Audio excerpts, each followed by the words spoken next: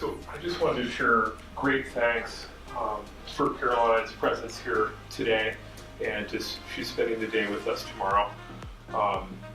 We want to thank the Angelman Syndrome Foundation for sponsoring her consultation with us with the research that we're doing. And I wanted to tell just very, very quickly how I first met Caroline, because it's kind of fun, if you don't mind. No, that's fine. So I was so nervous. I was giving one of my first professional presentations at the ATIA conference, and the work was partially based on Caroline and Linda Burkhart's work with co-constructed social stories. Long story short, I'm giving the presentation, I'm getting ready and all nervous, and I look, and Caroline's sitting in like the second row where Ronnie is right here. And I go, oh my gosh, this is so nerve-wracking. And I just decided that I was going to give it my all and give it my best. And I felt really good about the presentation, and it was this idea where you record your voice in a step switch, and instead of losing it every 70 seconds you want to re-record, we were banking them and then pitching the voices up so they were child voices, and a parent could give their voice to a child. It was fun. It was great. And Caroline loved the idea and said, I want you to come present that right at the end of the session. Come present that with me in Arizona at AAC in the desert. And it was a terrific boost for me as a young teacher, and it was just incredible. So that is how we met, and then I attended a number of her workshops. So she's been a terrific mentor and a terrific supporter of people with complex communication needs.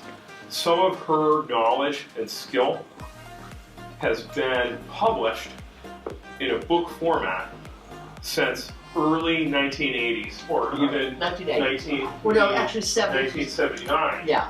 1979, so there's two different editions. And this is both encouraging and a call to action, and a call that we can focus on getting this knowledge out there. So it's a call to action. Absolutely. That we've refined this over years. So thank you so much for being here and for taking this time with us. I'm really delighted. Thank you. So welcome. Let's give Caroline a hand.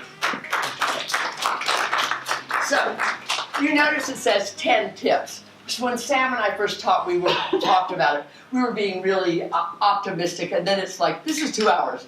So you have a handout that shares all 10 tips. I'm going to talk about 5 of them.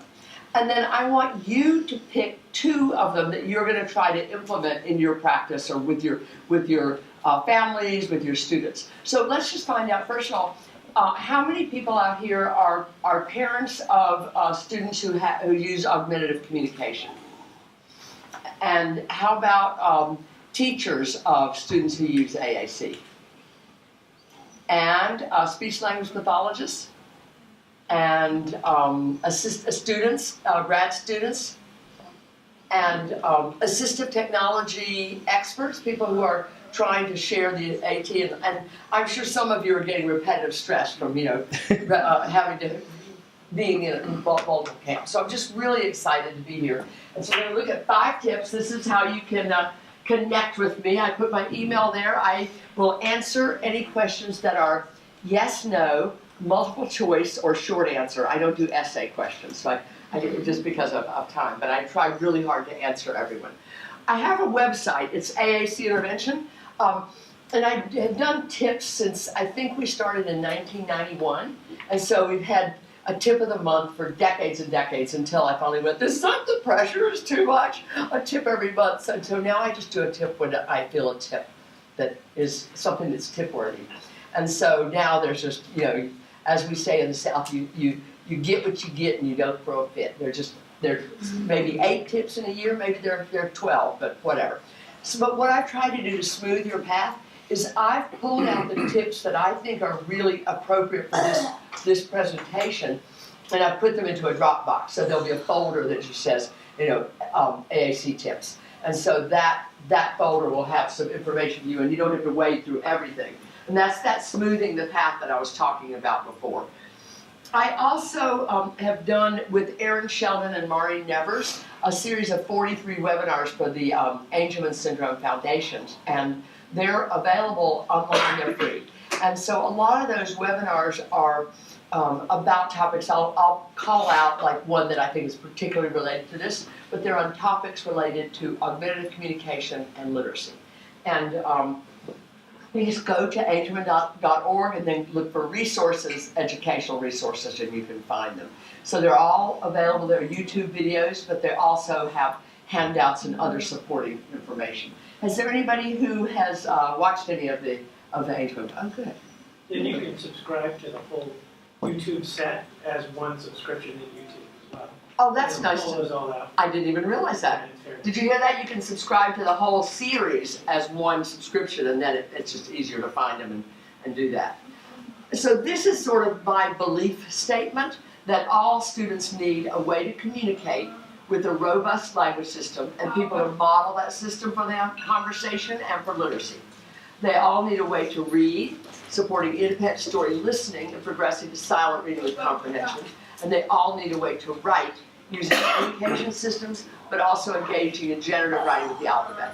And so I've highlighted in red what we're going to be talking about today, since it's a short session.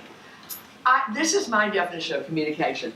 And I really think this should be like on every classroom wall. Communication is when one person shares something the other person didn't know they were thinking. Yeah, so big yes. You know, can I get a hell yes out there, right? Because what I see so often is that, you know, a child will reach toward something and they'll reach for a cookie and someone will say, cookie, you want a cookie? Okay, tell me, I want cookie, show me on your talker. Okay, that's not communication, that's just, you know, behavioral compliance, right? And so we gotta stop doing that and trying to get to the real conversations and the real communication. So I'm gonna be talking about some of the strategies that I hope will help us. And as I said, there are 10 tips. I'm gonna talk about 5. I just want to tell you about this one. Don't buy into the myths. You know, things like introducing AAC will stop someone from speaking. So what I've done is I have a myths folder in your Dropbox that has one page that has links to a bunch of research articles that tell why these are all ridiculous and they're not true. Okay, so just it's like the one-stop shopping for debunking all of these myths. So every one of you has heard somebody say one of these and you're having to fight, and we want you not to have to spend your energy fighting that battle. So we've got the Mythbusters for you. So that didn't count as one, I was just telling you it's in the Dropbox. Okay, here's the first one. More is more. And I think I'm so excited that I see that I don't have to spend as much time talking about this as I used to. The idea that we want to have more language. One of the webinars is Does Your App Measure Up? That was webinar number 2. And the idea that if we have a student with complex communication needs, then our complex communication supports must have a sufficient quantity of individual words and letters representing a wide range of language functions. So what we're saying is, you know, a bag of words is not enough. You know, having a Go Talk 9 is not enough. We need to have access to lots and lots of language, and we need to be modeling that language. And so I'll just share with you Nico. So some of you may know Nico's family, Karen and David Hurst. And when Nico was 3, he came to Angelman. He came to a camp we did up in Ontario for a week, on an Angelman camp, with Aaron Sheldon and Gretchen Hanser. And Nico was 3, he slept a lot. He wasn't at every single event because he was taking naps a lot of times. But his parents, one or the other was at every one. One would be watching the 6-month-old twins and Nico, and the other one would be at every, they missed nothing. And they went back, and one of the things they did was to say, we need to get this kid a robust device. We are, you know, someone had suggested that a Go Talk 4 might be nice, and maybe you could bump that up to a 9 if you really think you need more language. And they said, nope, I think we'll be getting him. So they got an iPad, and they got, good grief, the brain is, I am very sleep deprived. Speak for Yourself. They got Speak for Yourself, which has 128 symbols on the home screen for this 3-year-old, right? So they just believe that more is more, and they spend a lot of time modeling. And this is what he did. His mom had been on a business trip, and she came home, and he said, work, mom, sad. And you know, I'm sorry that he was sad his mom went away, but I'm really glad he could tell her that, because guess what? Every kid is sad when their mom goes away, and they say, "Mommy, I don't want you to go. I'm sad." You know, so he's able to express that. He also just does a lot of exploring. For talking kids, we call that babbling, right? And we attribute meaning. So if a baby goes ba ba ba, we're giving them 5. Oh ba ba. Oh, you want your bottle. Oh, you want to have you're calling for boppy. Oh, you want bananas for lunchtime. I mean, whatever. We're doing all these ideas. I mean, the kid was saying ba ba ba. Newsflash, people. They weren't saying anything, but our attributed meaning made it more meaningful. And so that's the kind of thing that's happening. So he's saying, let much. And he's saying some things that are just exploring, and some things that are meaningful. Come sit. And so his mom came over, sat next to him, he says, swim. And she's like, telling him no, and he says, take mom, dad, mom. I mean, he's bribing, okay? If you go swimming, I'll take you with me and dad. And so, he went swimming.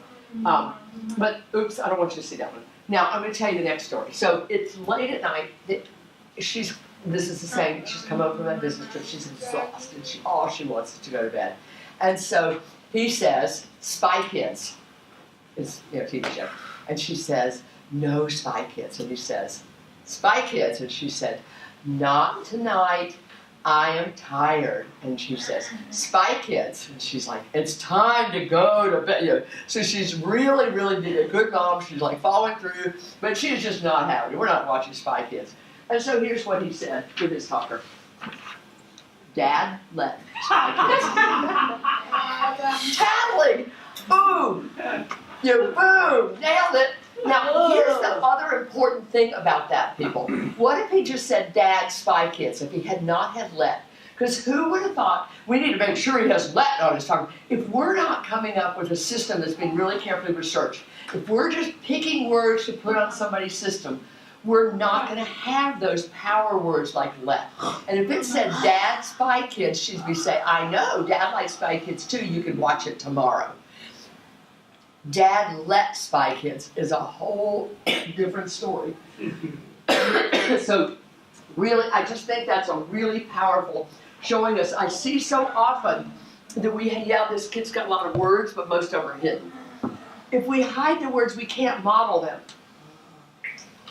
So more is more is more, and I really, really think we should remember that. So I believe, do not limit based on perceived cognitive status. If we limited based on perceived cognitive status, when that baby came out, that newborn came out, we'd say, hi, wait, what are the first 4 words I want them to hear?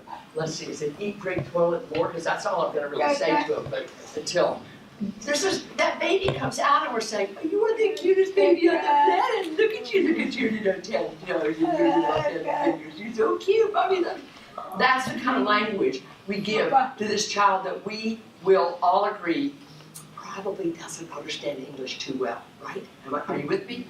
And so stop limiting based on perceived cognitive status. We need to model so that students will learn.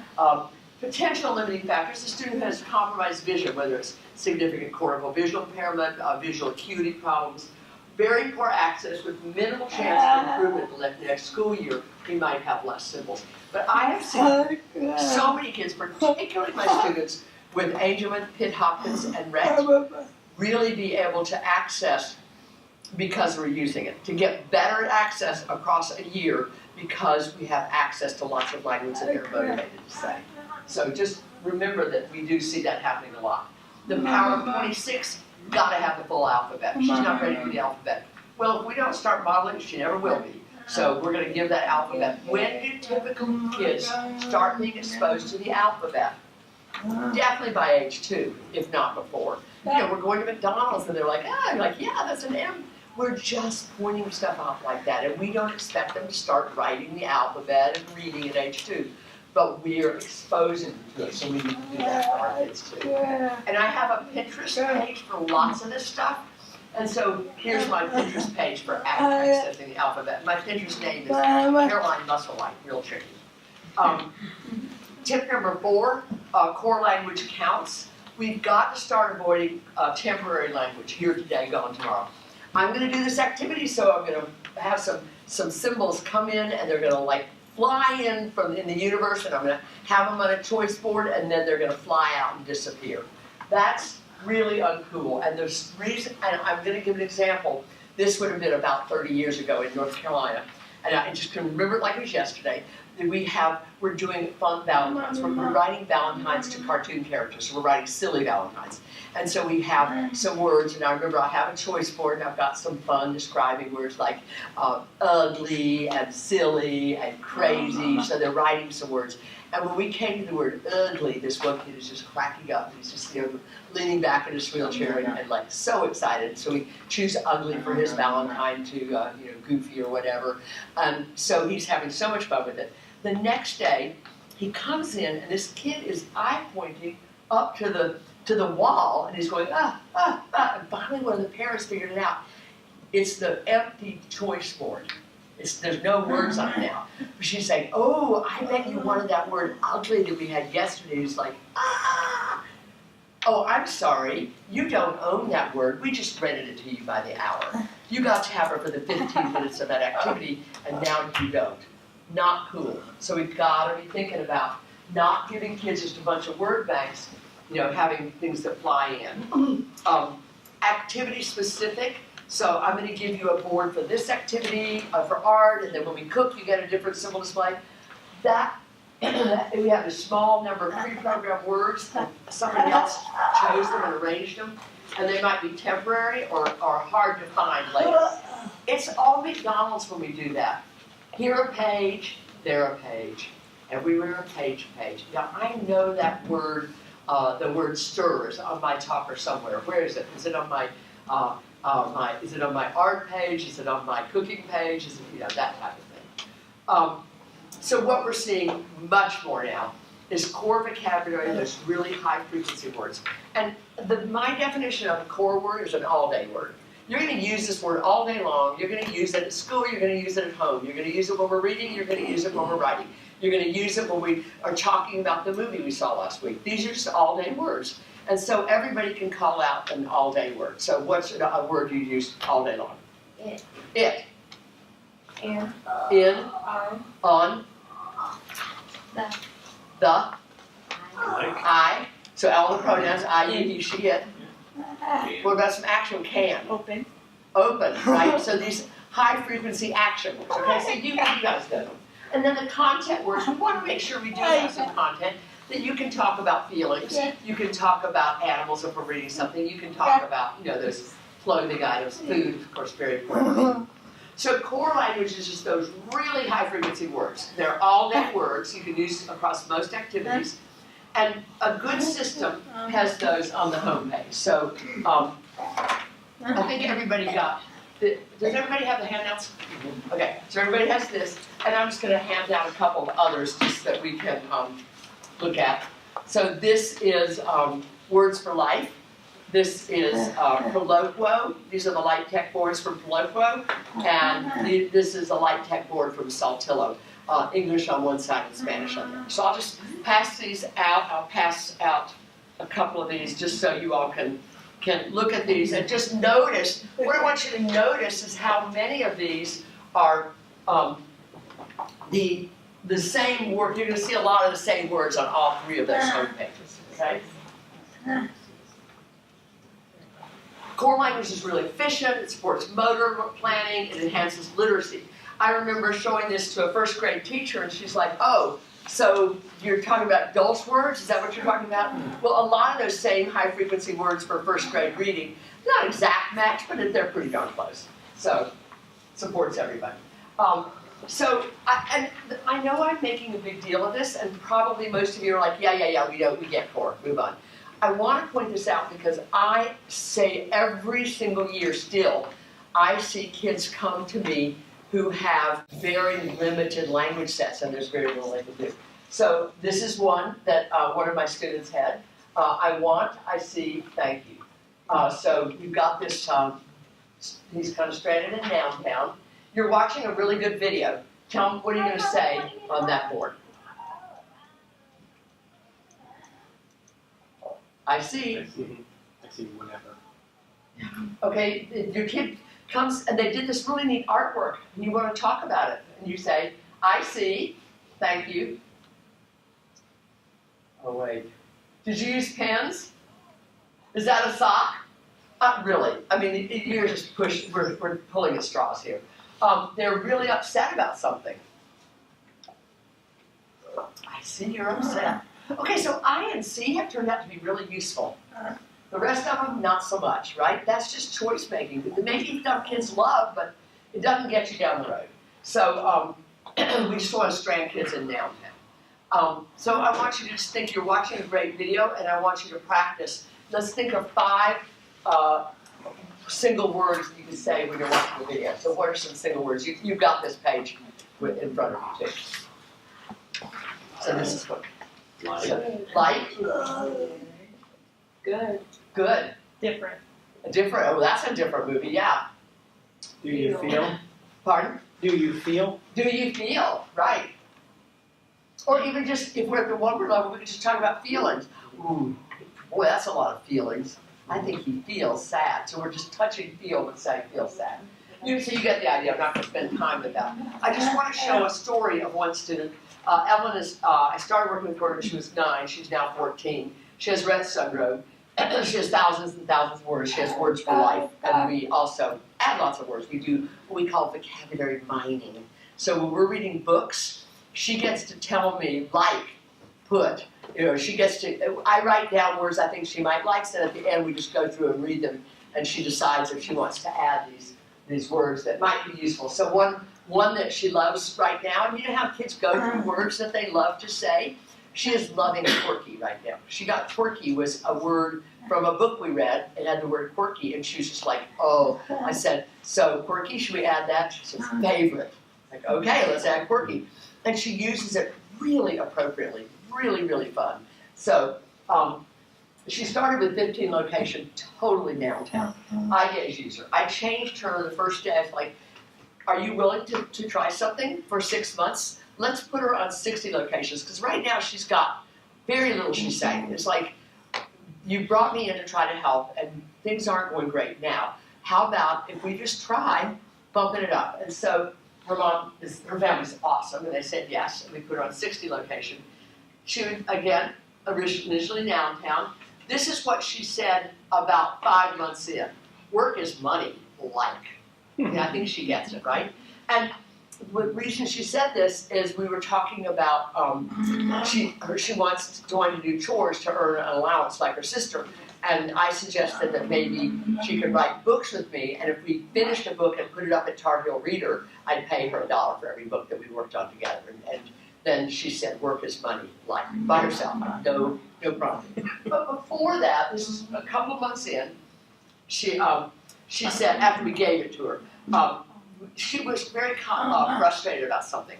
Her sister was writing a book. They each had a wonderful doll that they loved. And so the sister was writing a book about her doll, and then Evelyn and I were going to co-construct a book about Evelyn's doll, Queenie. Well, her sister just gets really excited. She takes Evelyn's doll and she puts it on the monitor and starts writing about it, including Evelyn's doll in the story, and Evelyn is not cool with that. And so her mom hears her saying, don't, stop, don't like, stop, no, don't. So she's yelling out all this stuff, and Evelyn's mom comes running in and is like, what is going on? And she says, get down, mine, right? These are just all core words that she's able to access, okay? Then that's what 3 months after that we got the work is money like, sorry. This is her when she was 14. We were reading about, we were studying Japan in literacy group. We're reading about tsunamis. And all of a sudden, I realized that one of the other young women was getting anxious because, oh my goodness, we're talking about the tsunami in Japan and how it messed up the nuclear power plant. And the other little girl was like, deer in headlights, and I went, oh, but that couldn't happen at your dad's nuclear power plant where your dad works, because we're in the desert and we don't have tsunamis. It would never happen. His is just fine. And Evelyn said, could not be more important. Okay? It's very important that we know that. So these are just the kind of things. You know what targets are? You don't get to give this line to Target as their new tagline. inexpensive magic places, right? Don't you think that should be their new tagline? These are just a few of the kinds of fun things she said a few weeks ago. She called Jane Odom the blonde questionist, because she's really having fun adding endings, right? And we had Out and About an Antiques Mall in January, and she said, "Whose secret playground?" Super, right? And it is. It's like one of these just trash and treasures kind of place. This is my personal favorite thing she's ever done. It just shows her heart. We're writing Valentine's to prisoners, and she said, "No idea is too down. Next month better." Right? Very powerful. That's the kind of thing you can say when you have core language and lots of it, a robust system that is based on core. Those are the kinds of things you can do. Models matter. How long do we give them that receptive input before we expect them to start talking? And the reason I'm pointing this out is I have people say, "Well, I've been modeling for 3 months," or "She's had that device for 3 months and she's just not using it." Like, yeah, how about your baby? How'd that first 3 months go for her to say you're having nice conversations with you? Right? We do so much modeling. At 6 months, how many of us say about a typical baby, "Oh, loser baby isn't talking yet"? No, we know that we've got to put a lot in before we can expect something out. And let's just look at the research on that. How much input? Typically American kids hear 4,000 to 6,000 words a day for a year, and then we get thrilled when they get that first word. And the second year, why? They get 4,000, 6,000 models the second year. How many of you are modeling 4,000 to 6,000 words on a device for one of your kids? Oh, really? No, neither am I. But I guarantee you that Evelyn is getting 400 to 600 words modeled every single day between her tutor, her mother, and I. No question. While I'm with her, I probably model, I'm there for 2 hours and I'm sure I model at least 300 words in context, not teaching, just talking, just having a conversation and showing where the words are and what we say. Just some research that I am not going to stand here and read, but I just want you to know there's a lot of research. Now, I want to point out that first book that I wrote, I think it has in 1980, we talked about how important modeling was. 1980, raise your hands if you were not born when that book was written, right? Most of you weren't even on this planet. And it's really frustrating to me that we've been talking about modeling since 1980. I mean, I have, and it's finally people are starting to do it, but I don't think we're doing it enough. Just all kinds of wonderful data that it works. The quality of the interaction, having conversational duets with people you care about things and activities you care about, is what will really up the, not just the quantity, but the quality. And I love this graphic. And I think this is why we realize we've got to model. We can't just expect to have language coming, spoken language in and aided language out. Look at that face. That is not a happy face because it's just too hard. We need to have aided language in if we want aided language out. So, in other words, pointing and talking, okay? So when we're modeling, kids learn the way their partners model it. This little girl, Rebecca, is now 17. She was 3. Her sister is now in medical school.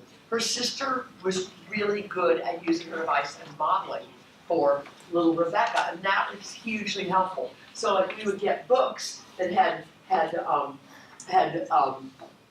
the cheat sheets on the smart chart for the partner. It wasn't about her. I believe that books are for reading, but this was for the purpose of learning the symbols for her friend, for her sister, and it was very successful. This is Vanessa. Vanessa has cerebral palsy. She had a device for 2 years. Her first was a 4 location, and one of the 4 was I'm a little teapot. I'm sure she just loved it, right? Imagine this, she wasn't using it, go figure. She had recently achieved good access when I first met her and knew about 15 words in therapy and used 3. So I figured that our state agency would be really happy to know that $2,500 a word, because that's about how much they paid for those 3 words. Now, she had the capability, she's a smart young woman, just really smart, and had really good 2-switch access. But she hadn't had modeling, and she had a new speech pathologist who had never had a course in AAC. and invited me to come in and help, and we started a communication circle to show I'm really listening to you by talking, that using their device, that their partners are going to judge them as being smarter, good at their device, and someone I'd like to talk to again. So it's a lot of bang for a very little buck. Okay, I'm going to say that again. Partners will judge you as being smarter, being a really competent device user, and being someone I want to talk to if you verbally take that time when I'm saying something like, oh, I went to a really good movie. And if you take a verbal turn, people will really, it really helps your communication partners will have some good feelings about you. So let's watch her. You're going to see 3 times he's going to tell a story, and he's just going to pause. So the first thing is, see, she gets a thumbs up if she feels the turn. Now you guys are going to actually do this. You're going to do thumbs up. And if she feels it was something that kind of makes sense, she gets 2 thumbs up. So she filled it, and she filled it with something that made sense. So let's go watch. And remember, this is new to her, so it's very exciting. I was late. I went to school, and I was late.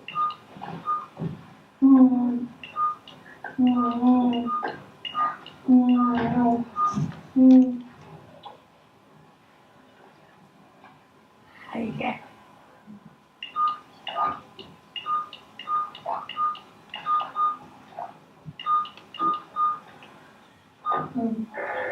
Sorry. Okay? Yeah. Then I had to use the bathroom really bad.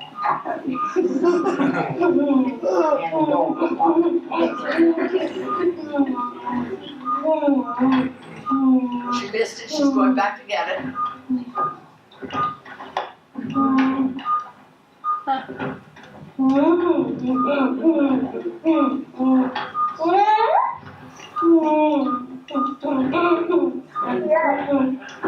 Yuck.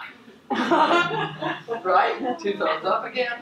After that, I went to my classroom, opened the door, and walked right back out.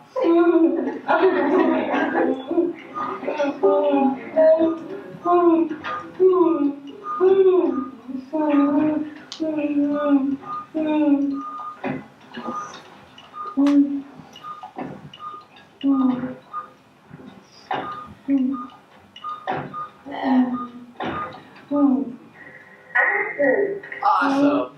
I mean, I'm not sure what I would have said to that one either. Like, okay. So I thought she did great. And remember, that's a minute and a half.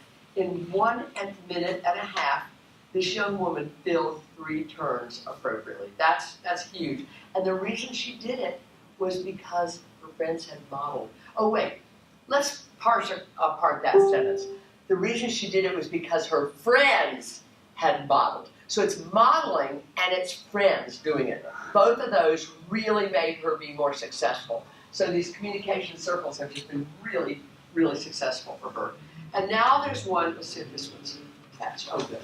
So now this is, I think it's in about February, and she's maybe March. So we started at the end of October, and so it's about 5 months in. And so remember, how many words did she use before? That would be 3, okay? So it's about 5 months later, lots of good modeling. Communication is messy, but it's effective. See if she passed the communication goal. What's communication? When someone tells you something that you didn't know they were thinking. So here, so the background is that her baby, she's had a baby sister, and she's been so excited that their mom's having a baby. So now let's just see what yesterday. I heard you had something that happened yesterday.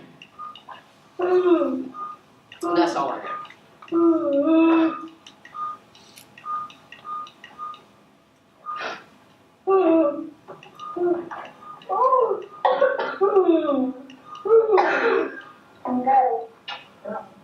Baby girl. She went into her word prediction because it predicted girl when she said baby, it predicted girl when she said baby girl earlier. Guess who taught her to do that? Me. No, I wish. No, one of her friends went, oh, look, and they weren't telling her today. They had taught her that a few weeks before. Like, look, you can find words in there. And she hadn't been reading the words, but using this had helped her learn to read. So she said, baby girl. Oops. Yesterday. Okay, so baby girl. Baby girl. What about the baby girl?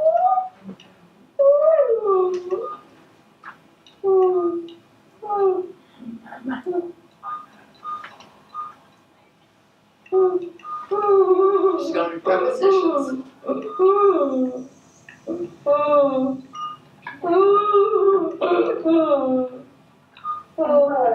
4.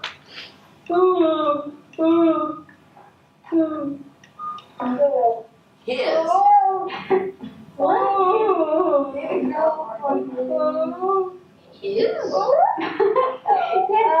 Are you okay? It was a girl. It was a girl, remember? So they're just doing this natural feedback that kids do, and she's like looking up, she looked up, saying, yes, I know it's a girl, just stay tuned.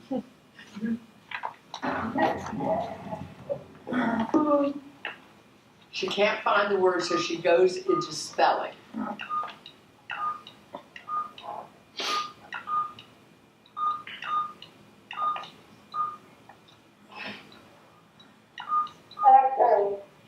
SL. I wonder if you're going to.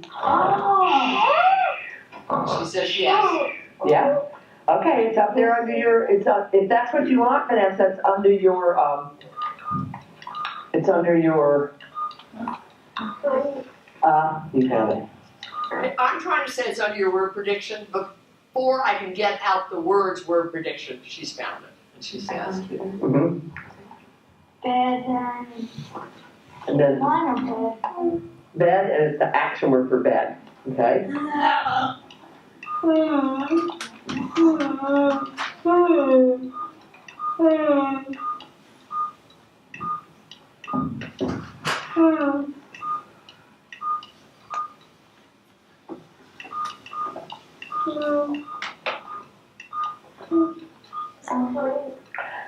Oh, baby girl. Vanessa, you wrote baby girl for his sleep. So are you talking about, I know your baby girl, that's Abigail, right? And for his sleep, are you talking about your little brother? Okay, did your little brother make the baby girl go to sleep? Yes? That is a fabulous story. Thank you so much for telling us yesterday. And we turned off the camera, and she quickly said, "He sing, baby." Right? So did she pass the test of communication, telling us something we didn't know she was thinking? Everything's not perfect, but holy cow, that is so powerful. Now let's go look at a couple of years later. Her dad is taking a nap, and her mom says, "Hey, tell Dad to get up." And she first, this is important, she first cranked up the volume on her talker, right? Sorry, it hurt your ears. And then she yelled out, "Wake up, work, get dollar." Right? Hey, you gotta go to work. We want stuff. And now, then about the same time, my friend is scrolling through messages on her phone, and there's a picture of Hello Kitty doll, and she says, "Hello Cat," and she said, "Oh, do you want to write about Hello Kitty?" No. And so she starts telling her that she wants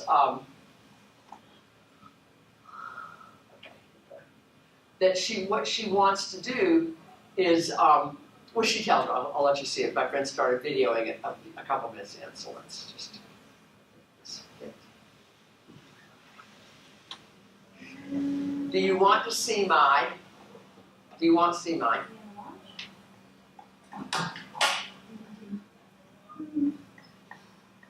She's using eye gaze now, so it's faster.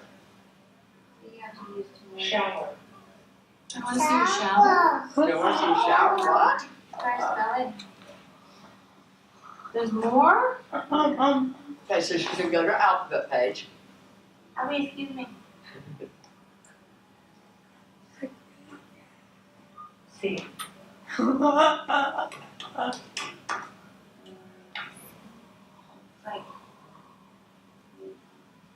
R.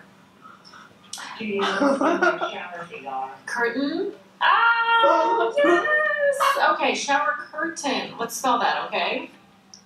Okay, so then they went in and spelled shower curtain. And now let's go back to the slideshow and see what they did a little field trip to the bathroom. Yeah. Right? Again, communicating something the other person didn't know. Oh, look, there's a Hello Kitty. Guess what? I got a Hello Kitty shower curtain. Okay? So, aided language stimulation or aided language input, we're highlighting the symbols as we interact verbally. So we're thinking out loud, we're touching the key symbols. Be sure to show how you get to new screens. I see people often not show the navigation. You know, I think that the people who use Potter are just really good about it. They don't just suddenly land on a page and now I'm going to show you a word. They make sure you know how they got there. And so whatever system you're doing, you need to make sure that students understand. So when we were working with Vanessa, we're like, oh, that's an interjection. And then that's where all the things like yuck and awesome were on her interjections page. So just some of the little tips pointing to keywords. So for beginners, we might be saying, I think you want something. Do you feel bad? This is good. We try to stay 1 or 2 words ahead of what their expressive language is. So for kids who are ranked beginners, not really doing much of anything, maybe just occasionally hitting, exploring, we're going to be doing 1 to 2 word models. If kids are doing a 1 model, 1 word things, then I'm going to be doing 2 and 3 words. So I'm just trying to stay ahead by a couple words. There's a webinar for that, aided language input, that has a whole hour talking about just this piece that I'm spending about 20 minutes on. I usually start modeling with core language, especially that home page, and that's usually low-hanging fruit because it's easy to find those words. What a chat page or an interjection page or the social page usually has those fun words, and we need to customize that if necessary. So talking about making it show their personality, that's a big deal. We customized that page for her, and so what happened is her friends said, hey, what about adding this word? You know, what if we added the word super, or what about if we added, so they could suggest words, and then she could say yes or no. Like she didn't have, it's not like somebody else just gets to go put words on there for her. So Vanessa could choose, but they did something really cool. They all put the words on, we had a slang it up day where everybody suggested words she picked, and then they recorded their words that they wanted. So it was super or sorry was in Eric's voice. And so it made it really, really fun. And then when she was going down the hall, she would greet them with the word they programmed. And it became this inside joke. If I want more snack, I'm saying, more, and I get more snack. And here's what we're not doing. We are not taking a donut and dividing it into 30 tiny pieces. And, right? Everybody has seen this happen. And you dole them out one at a time, the kid has to say more. That's like mean. That's not communication. It's just mean. And so we've got to make it more natural.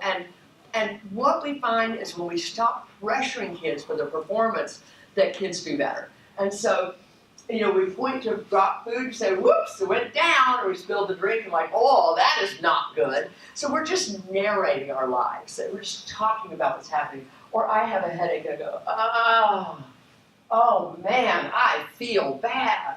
Oh, my head hurts. We hold up to empties, whatever. Oh no, we need to get some more. So depending on, and that would be for a kid who's doing some 1 and maybe 2 word sentences. Now I'm modeling 3 word utterances. We also, for beginners, we reflect what they're showing us non-verbally. Erin was talking last week saying that the first word her daughter started using successfully was stop, because initially she had been showing this with her body, maybe dropping to the floor, and so Erin was just very dramatic. Oh, you're telling me stop, okay? I'm stopping. And so just really narrating that non-verbal message and reflecting it. You're frowning. I think you don't like that. I think you're saying stop. Wow, you like that. I think you want more. And then they don't have to say it. When we are modeling there, I think you want more. Okay, tell me, want more. Come on, say it. No, that's what we don't want to do, right? We don't want to do that. They point to the music player and I go, oh, turn on? Okay. And so we're just doing that model. We're going to model a variety of language functions. We're doing some requesting, of course, but we're also commenting, and we're protesting, and we're teasing in a teasing tone of voice. So we're just doing lots of different communicative functions. Okay, the next tip is just a really easy one, because I figure modeling is such a big deal. And this connects to modeling, but it's just a way to make modeling a little easier, and it's strive for 5. So this is the idea. We're going to think of 5 words that I can model in whatever activity. Before we do the activity, we think, what could I model in this activity? And we think core. And you're only allowed to have 1 noun, okay? So you get 1 noun, and all the others have to be core words. And so during the activity, you're also going to try to have 5 opportunities for the student to jump in. Not requirements, but 5 invitations, okay? Where we have open-ended questions. We have sentence starters. We have expectant pauses, okay? And by open-ended, I don't mean an interrogation. Who, what, where, when, what. Just, kind of like, I wonder kinds of things. And we're going to pause at least 5 seconds. And we probably, when you're doing this, begin with count Mississippi's. Because what you think is 5 seconds is really 2.1, right? So we have to pause longer. So let's just do the I do, we do, you do. So I'm going to show you an example. So we have a student who's an emergent student, and we're waiting for the bus. And I'm saying things like, let me, they're trying to get something in their backpack, and I said, let me help. Okay, do we have everything? Oh, gotta open the door. And I'm pointing to open. Oh man, that bus is late. Where is it? Where is that bus? I do not see it. Bus, where are you? Just having fun, right? Lots of language. Oh man, when will it get here? The bus is late. When is it going to come? Just having that kind of conversation. For a beginner who's already using 1 to 2 words, let me help you. Do we have everything? Open the door. Where is it? When will it get here? So the words that are bold are the ones I'm modeling on their device. I'm saying the others, but I'm modeling the bold words. So that's I do. Now you're going to just think of 5 words for snack. So just sit with somebody, talk with a partner, and tell me 5 core words. So it's not about crackers and cheese and pizza. It's not about food words. But what are some things we might say during snack time? So just think of 5 core words we use. And this is where you'll want to use this page.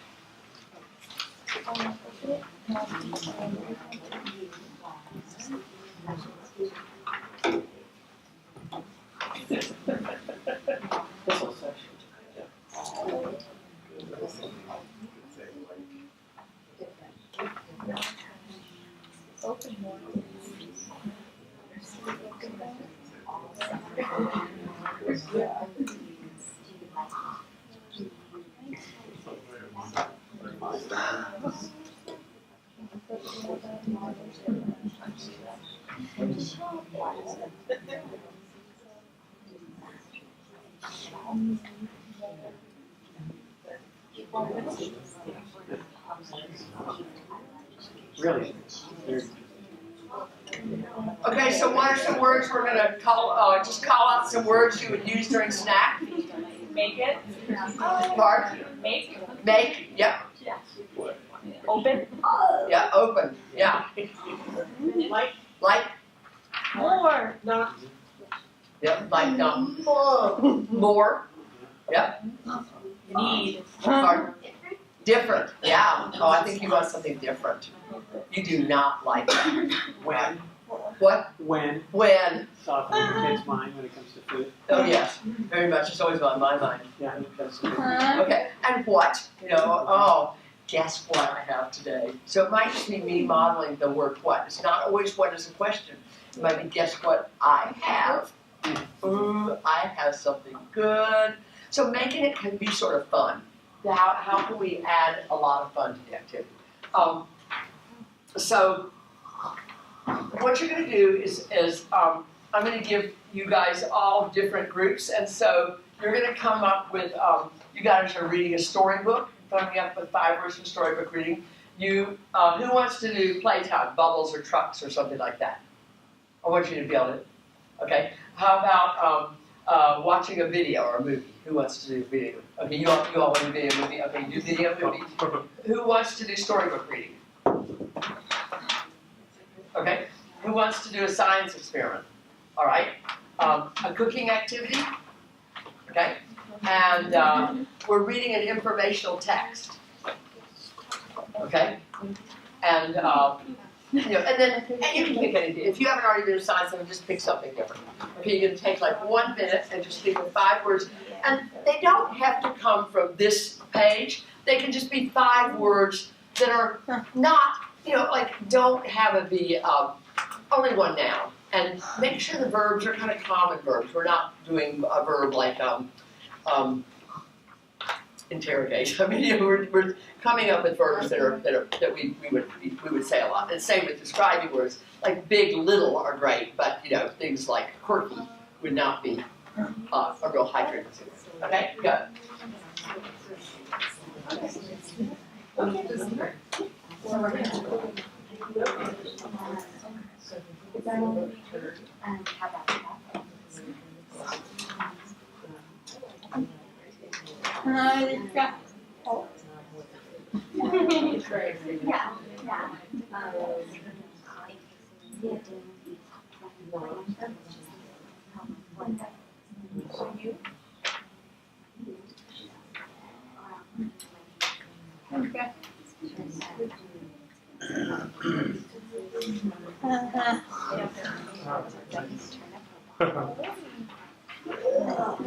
Turn up the water. Yeah. Okay, you want to turn up the water to mix?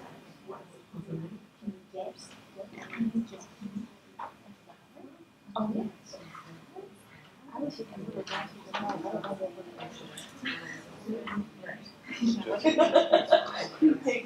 I'll go for 5 to an hour. I'm giving some more.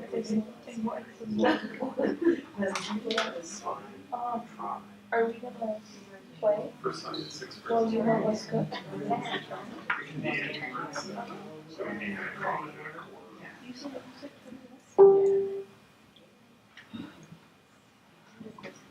Don't touch the button.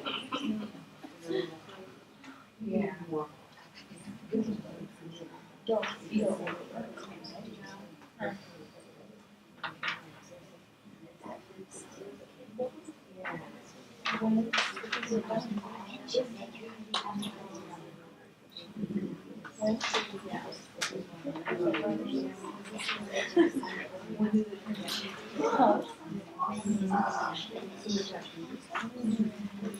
I wanted to buy.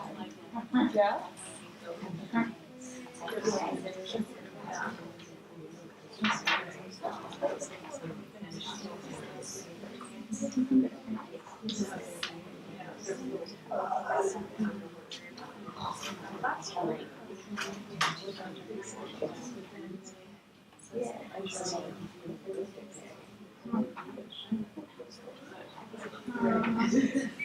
Get one. Are you thirsty? So, you want to talk about stuff? I think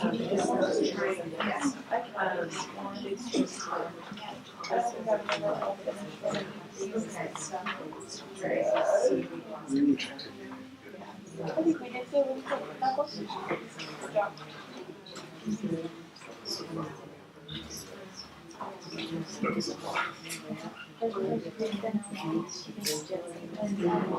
Okay. Who would like to share a couple words that, so tell your topic and a couple of your words. How about Ron, you go first. What's your topic and what are some of your words? Oh, we were doing story reading, Mhm. and we had words like, what? So you could like, And did you hear something said what?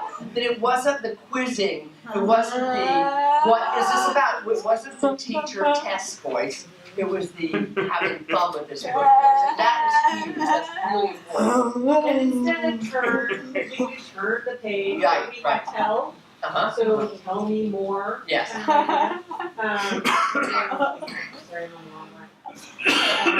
We also had bullet points, so we could comment about what we like. So instead of always using like, we could use Yes. the good and bad. So let me ask, by the way, did anybody else have the word what as one of your words? Okay, so you can see that this is a word that's reusable across both of those.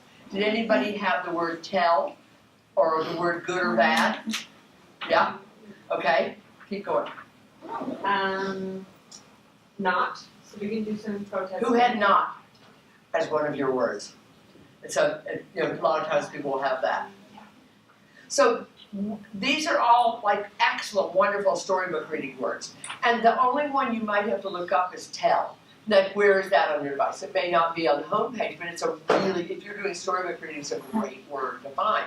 And so if you've just thought about it before, you're not in the middle of the activity going, oh, tell, let's see, it's on, no. I think it's on this, that is the kiss of death. I mean, if we're searching around, we're losing our audience. So by picking out your words before, you're not, if you need to look them up, you're looking them up when the student's not sitting there getting answered. So who has another one and would like to share the words you have? Yeah, look. You have, I'm doing book. oh, you're doing a book, okay. And look was another word. Who else had look for one of your words? Okay, and yours was a science experiment, I think, right? Perfect for a science experiment, absolutely. Okay, what was yours? We had different ingredients. Okay, so you're doing cooking? Yeah. Okay, so different meaning ingredients. Right, we don't need to define oil and butter and stir and, you know, it's more about the words that we can teach in the context of cooking. So what were some other different, wonderful, yeah, what else did you guys have? Need. Need, oh yeah. Finished. Finish. You might do more because we can kind of Yeah. sabotage and just put a little bit in. It's like, oh, we need more. Put and in. Yeah. Right, exactly. Okay, who has something different, has a different topic that you'd like to share? Yeah. Playtime. Okay. With a balloon. Okay. Riding through, and so doing where did it go? Oh, yeah. Where did it go? Yeah, yeah. Up. Who. Uh-huh. And turn. So Nice. Turn. Yeah. And usually when we say balloon, people want the word balloon. Well, you don't say balloon that much when you're playing with the balloon. You know, if you just watch a typical balloon play, it's not about the balloon, it's about, it's going up, and just all the words you just said. That's what we hear people say. Who has something different? Okay. So I had a text about Martin Luther King Jr. Oh, good. And there were a couple of things that I wrote. I wrote hear and tell together. Uh-huh. So you can kind of play one or the other. I can Right. say, what did you hear there? And they'll tell me automatically. Uh-huh. And listen to response regardless. Right. I also put in fair for that one. Uh-huh. Thinking about that's very important Mhm. in general, and that has to do a lot with, especially beginning understandings of how civil rights is working. Who, help, Uh-huh. feel. Right, right. So all these words that really get at Martin Luther King, but what's another book you might read where you might have some of those same kind of words might come out again? You know, if you think about lots of people who, Clara Barton, you could have the help and the who and all those. If you're reading about, pardon? Sylvester and the Magic Petal. I mean, Right, there's, story exactly. is- There's so many characters who have a lot of these kinds of words in common that bear. If we're looking at a story about Underground Railroads, you might have the exact same set of words. So cool. How about you guys? You guys had, forgot what you had. Video. Right, watching a video or movie. What were some words you guys came up with? Movie. Okay, and what else?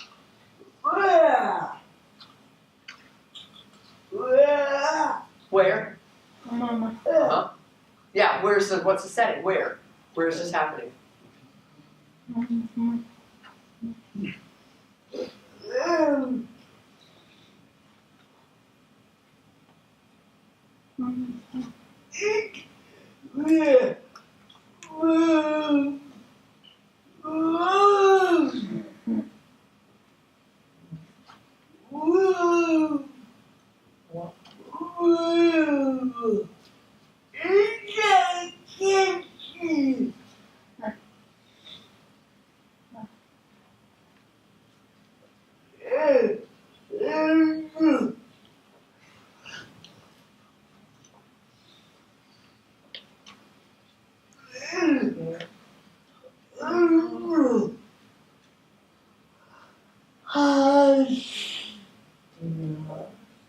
In? Yeah. And I thought you said more a minute ago. Did I get more? No, okay. So I missed one word. Was it house? In the house. In the house? In the house, okay. Yeah, so talking about the movie In the House.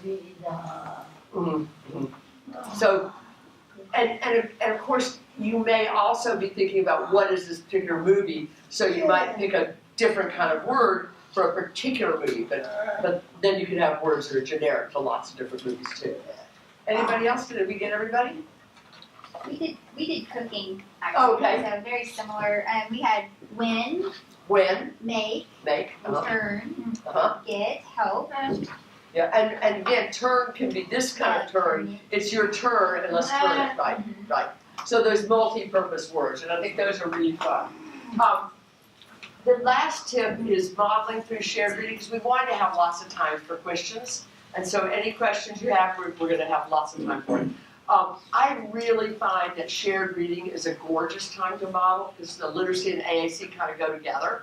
And so shared reading is that interaction. So it's based on what happens in a home situation when parents are reading to their children, but it's also happens a lot in schools. And so it's the idea of a conversation, not an interrogation. So when I'm doing shared reading, I don't ask any who, what, where, when. I don't do any test questions. Shared reading is all about building language and having a really rich interaction. And we're connecting to that text to self, like connecting this book to your life. And so when we're doing a shared reading, we want to have a book that's rich enough that there's stuff to talk about, right? So if we were reading a book that has a dog in it, like one of the classrooms had the unique learning system had a book about Sky Pup, and he's a dog that goes up into the sky in a spaceship and is looking at the sun, etc. So they're studying the solar system. And one of the things I would be doing in a classroom, particularly with really emerging kids, is connecting their self. You know, like, oh, I think you have a dog. I wonder who else has a dog. Like, how about you? How about you? And like I do, or not. Oh, I like dogs, but I do not have one.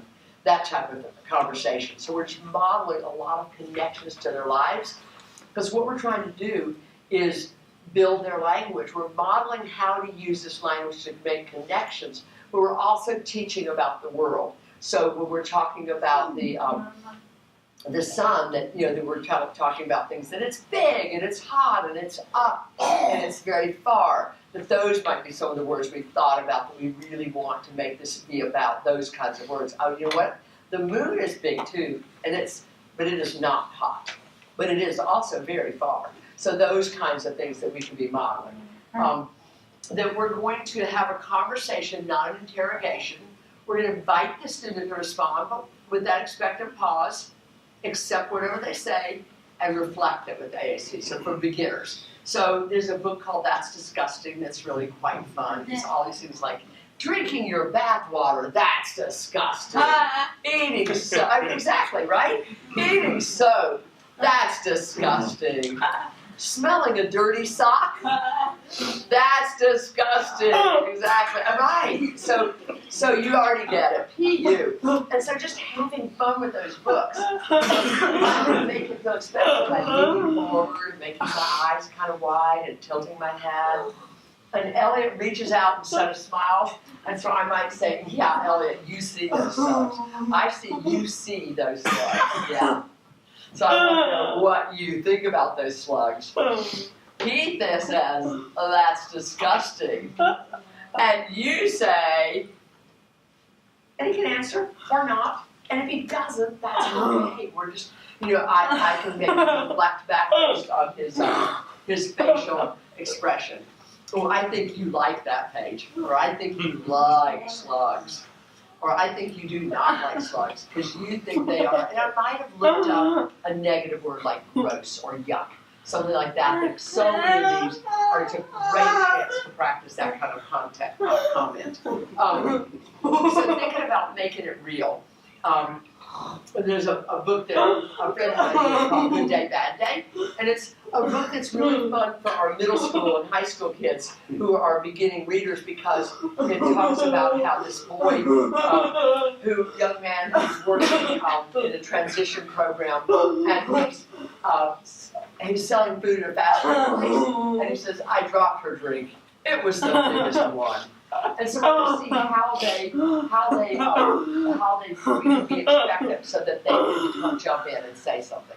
So the kind, if the student laughs, how are we going to let him know that we heard that initiations? What would you do when he laughs? What might we say back? So just talk amongst yourself and think of what we might say back to somebody who thought that was funny. And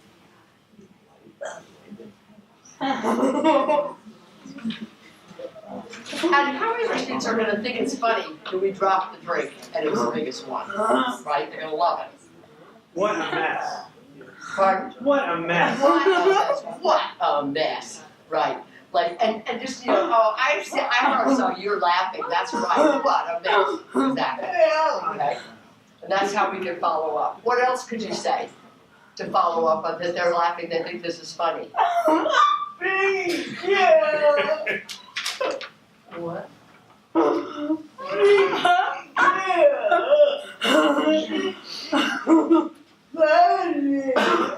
think it's funny. Yeah, you think it's funny.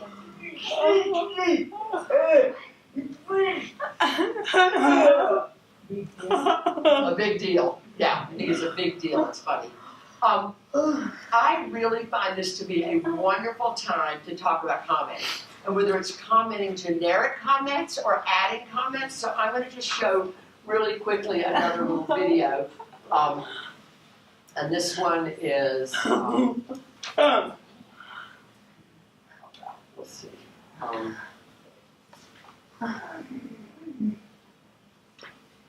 There it is. So this is one, there's a YouTube channel for the, actually there's an app. The Cerebral Palsy Foundation has an app, and they've got a whole lot of really great, very short, simple movies, videos that they just, oh my gosh, they did such a good job creating these. So here's one. They basically interviewed me for an hour and then found a couple of 90-minute segments of things that are like totally worth saying, and then added all these gorgeous, well, you'll see. I'm Caroline Musselwhite, and I'm an assistive technology consultant, literacy consultant. I work a lot with individuals who use augmentative communication, whether it's light-tech systems or high-tech systems. When you're working with students who use augmentative communications, one really crucial area is to think about customizing, because one size just does not fit all. We tend to customize for academics or adding words like metamorphosis. What we need to think about is customizing for that student. So one young woman who's 11 wasn't using her device at all for social interaction until her peers got in and said, this is boring and we got to change it up. And they added words such as epic, and that's when it all changed for her. She began to use it because this was the language of her peers.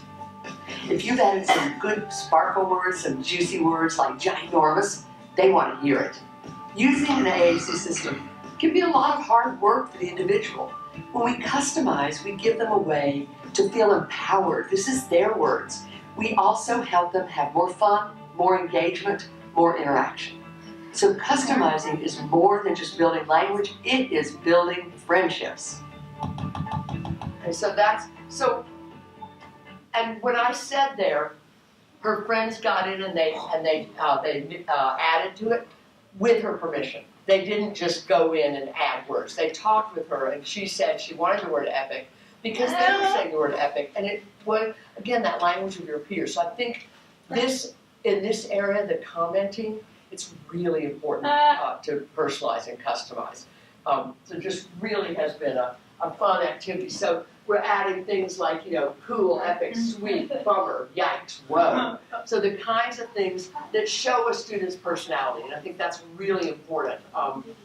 And shared reading is just such a great time to do it. So there's this strategy called the CAR, and I'm really going to just talk about the first part of it. Comment is comment, ask a question, respond. And it's a great way to support students when you do shared reading and making it more successful. but I'm just going to talk about the commenting thing. And so I'm going to show you a book called Wheeling, and this is a really great book that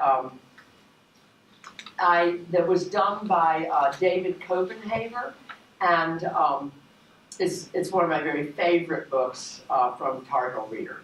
So let's go look at Wheeling. So I've downloaded this from Tar Heel Reader. So it's Wheeling by Read a Book. And so that's David Copenhaver's pen name in Tar Heel Reader. So I'm going to just read. What I want you to do right now is write down 2 positive comments and 2 negative comments that you personally use. And then you're going to call those out. Those are the words that you're going to use. So write down 2 positive and 2 negative comments.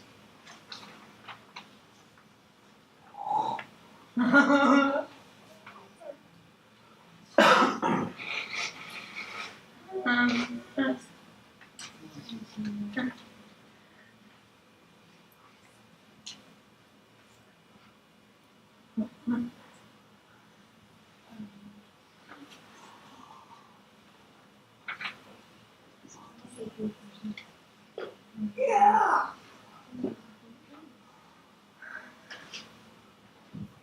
Okay, you got them? So what I'm going to do is occasionally I'm going to pause and I'm going to give you that expectant look. It's going to be expectant pause, and you're going to call out the words that you've already. I'm saying that a lot of our kids just have a couple of positives and a couple of negatives. We hope they have more, because that's such a powerful thing to do. It's such a great way to show your personality and to be half of the conversation. And so I practice it during shared reading, and then we practice it during good news, bad news kinds of things. So wheeling speed, wheeling read. Uh-oh, I can wheeling feed. Okay. Gross. Yep. Right. Gross. Yep. Yuck. And of course, I do need to tell you now that some of my students, when I've read that, have said "cool." You know, right? And that's okay. It's your perspective. Like, you think it's really funny to wheeling read.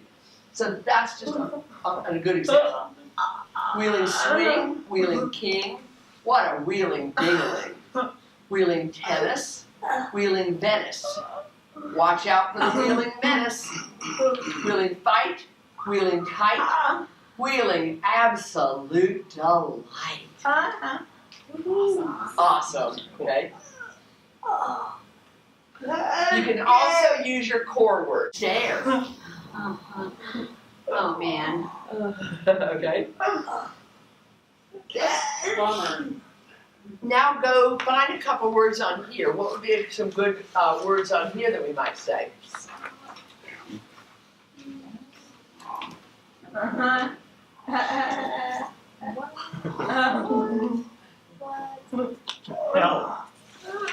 Look down, right?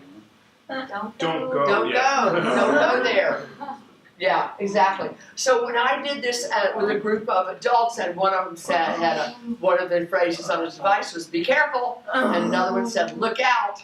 And so just thinking of the kinds of things that I've heard people say when we did this. Look out, it's a wheeling scare. Wheeling shop, wheeling stop. Do you think a wheeling pop? Wheeling dance, wheeling pants. What amazing wheeling balance. I would stop more with my students. I want to get through this because I have another couple activities to do. Wheeling flowers, wheeling showers. He's got wheeling superpowers. Wheeling hoops, wheeling scoops.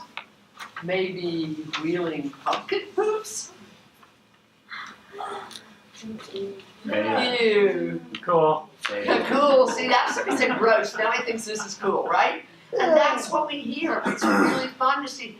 And especially if the kids are grinning when they tell you it's cool, that shows me, oh, he really gets that this is cool in a naughty way, right? And that's a really fun thing. Wheeling here, wheeling there, wheeling almost everywhere. Who would dare, being fair, think we're confined to a wheelchair? Thank you, guys. Isn't that a great story? When we showed this, Sydney, who's I've worked with since she was 3, she's been our out and about group the whole time, and she's now 25. And Sydney said, "Me want that," and her mother was just shocked. That was communication. And when her mom came, I said, "Hey, guess what Sydney said?" And I showed her the picture.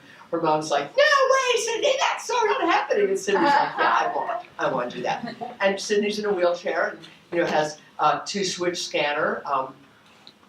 She wants to go scuba diving, and her mother had not actually followed up. So I saw her dad last week, and he now knows that Sydney really wants to go scuba diving. So, but I also, something else I've done to sort of publish it and to make it really special.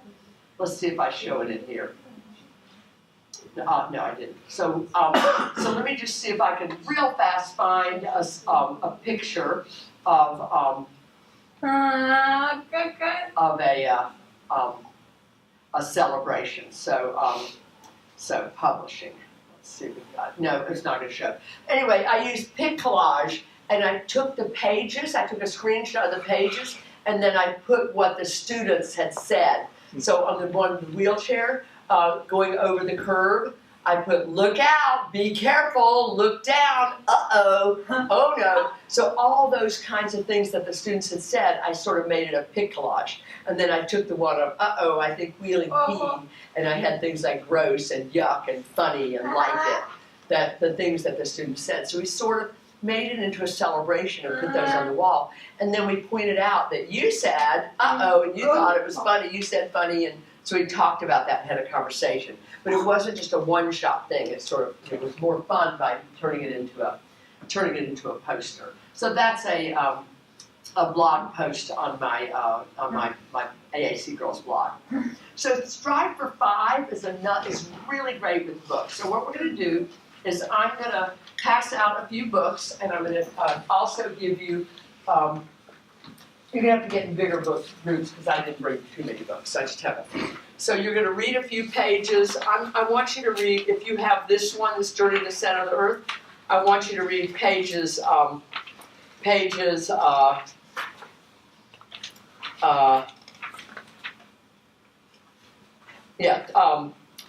17, 18, and 19. Okay, so pages 17, 18, and 19 in Journey to the Center of the Earth. So like I've got the 4 of you to get together. Can you go up with them? And let's see, here's another one. So can you guys get together? And let's see, Sacagawea, let's see, you're going to just read pages, you're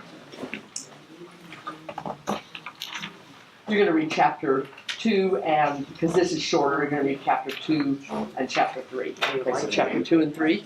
And does everybody have something? Yeah, okay. So what you're going to do is you're going to think about Strive for 5 and think of 5 words that you can use a couple of times as you read this chapter. Okay, that you can model this same word several times in reading this book. Okay? 17. Mysterious man. Henry. My name is Henry. I live in Germany with my Uncle Hartwig. My uncle's name is Uncle Hartwig. My uncle is a scientist.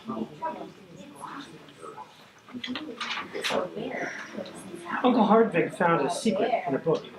The secret told about a special volcano. The volcano was in Iceland.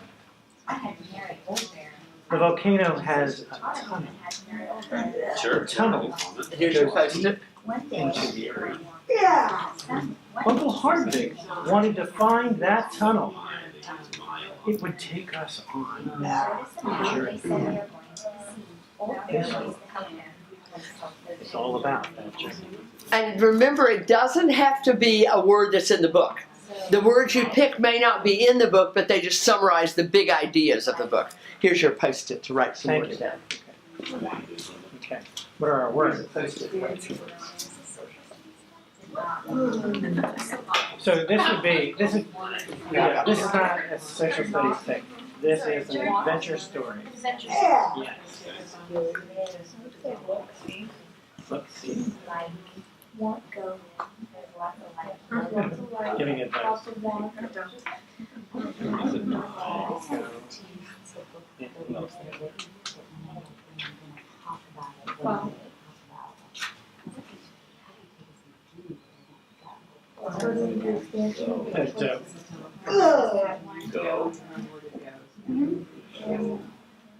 There? Where? Go in the tunnel. Yeah. Yeah, because you're gonna show me the text, you're gonna text.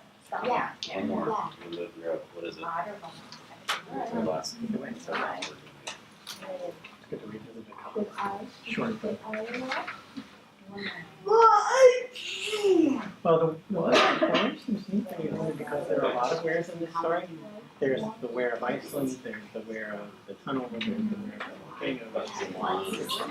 What's there? Yeah. Us. Us? Yeah. What is he pointing to? Where is he pointing? We? Kakarot. We are going there. Look, see, go, in, jump, where? We go. Yeah. I was like and want. Good girl. Right? Yeah. To help. Yay. Day. Yeah, there's a, what about also something like, Day and night. something about that relationship without going to instead of who is Hardwig, could be something Hardwig, or could be something like relative, and then it's do you have who here has an uncle, Doing right? books that have So it might be a way a to lot more core words in them. make it. And focus on the Oh, I words. emailed you today. And then I was also thinking about journey is really helpful. That's what she reads about. Trip. Yeah. Have you ever been on a trip? You know, a lot of books that we need to be reading, especially if you have a particular curriculum, they may not be the core words you wanted in them. So, you know, dance with the girl you brought, right? Yeah. So say that when we come back together, because I think that's an important concept. Okay, so let's come back together. So, for those of you who are reading Journey, what are some words that, so you had, first of all, I'm sorry, I'm blanking on your name. Sebastian. So Sebastian had a really good point, so if you just share that with the crowd. I was just saying that it's hard to not limit myself when I'm doing this and not just trying to pick books that have core vocabulary in them. Because if they don't have the core vocabulary, sometimes I'm like, oh, I'm not going to do that one. I'm only doing the ones that have go or Right. or. There's like 2 of those books. And so Right. just talking about other aspects of the book that aren't in the words in the text itself. I think it's very freeing, right? It means we can read a lot more books. So what were some words you guys had for Journey to the Center of the Earth? We came up with awesome and scary and my, because that's in the story. But also go and what and day and we. Okay. And what are some words you guys? Because this is what's fun is you're not going to all have the exact same thing, and that's cool. Because it's also going to depend on who you have in your head you're reading this book to, right? Because you'll have different words that we're going to be really focusing on with different students. So what did you guys come up with? So we had what, look, he, in, want, go, not, do. Okay, so we hear a lot of the same words like the go and so forth. Okay, I'm going to do you last because you have a different book. How about you guys? You had Journey also, right? We had kind of 2 tiers of words. Okay. So we started out with things like look, see, go, in, don't, Right. and who. Those And then super we hyperlinks. started to shift it a little bit and thought about words like uncle, trip or journey, adventure or secret. So more the themes of the story and less of the nuts and bolts of the story. And I think it's going to depend on who dance with the girl you brought, in terms of the book you have, but also the student you're working with and what words would they need, right? And so thinking about, for example, and I heard you guys talking about some of the concept development you'd like to support, like light and dark, day and night, those kinds of words. And one of the things you can think about is we know that typically developing kids from littered homes hear their favorite stories 200 to 400 times. The same story 200, 400 times. And anyone who's a parent or a grandparent can attest to that, right? And we don't read it 200 times because we really want to read Goodnight Moon 200 times. We read it 200 times because the child demands it. Our students who don't talk don't demand repeated readings, so they don't get them. That's what the research shows us, but they still need them. And as you read it more times, you can highlight different things too. You can think about that. Think about it like, like kind of that we're doing a paper mache thing. We're adding another layer each time we do it. So that you might start with those really high frequency words I'm modeling, and then I start adding words like light and dark and day and night. And then after we're reading it, you're like, we've read this book, this chapter a few times. I want to think about the really big ideas that they are going to go. Maybe you don't have the word journey or trip, and maybe you don't care, and maybe what we're going to do is use small words to describe them. They're going on a journey. A journey is when you go far. And so you're talking about words on your device, so that's the descriptive teaching method that Gail Van Takehoven has taught us, where we're using easy words to describe complex words. And I think some good things will happen and some bad things will happen. That's what happens when there's an adventure. So I think they're going to have an adventure. They're going to have good things and they're going to have some bad things. I want to read more, right? Yeah. I really like this Strive for 5, thinking about classrooms and going in. Have you seen good success with this? Oh, yes. It sounds like such a great way to help people just get started. And not feel overwhelmed. Yes. Because it feels so overwhelming. And doing it, so I gave you Post-it notes on purpose because the idea is you take that Post-it note and put it on the book.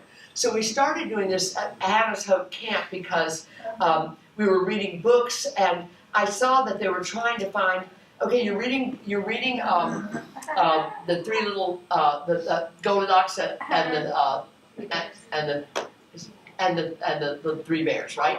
And it's not about bears and chairs. And everybody's trying to find bears and chairs and soup and stuff. And I'm like, no. Let's get into the really important words that we can say over and over and over. Uh-oh would be a wonderful word throughout this whole thing. Uh-oh. Big and little are key concepts we might talk about, big and little and uh-oh. But I'm not looking at, three bears in broken chairs and a porridge. Those are not the words we need to use. We need to talk about the things that happen multiple times in the story and that are words I will use again, right? And so if I try to help you find words, so for many of the students I'm working with, they're a little more sophisticated level now because I've been working with them for a while.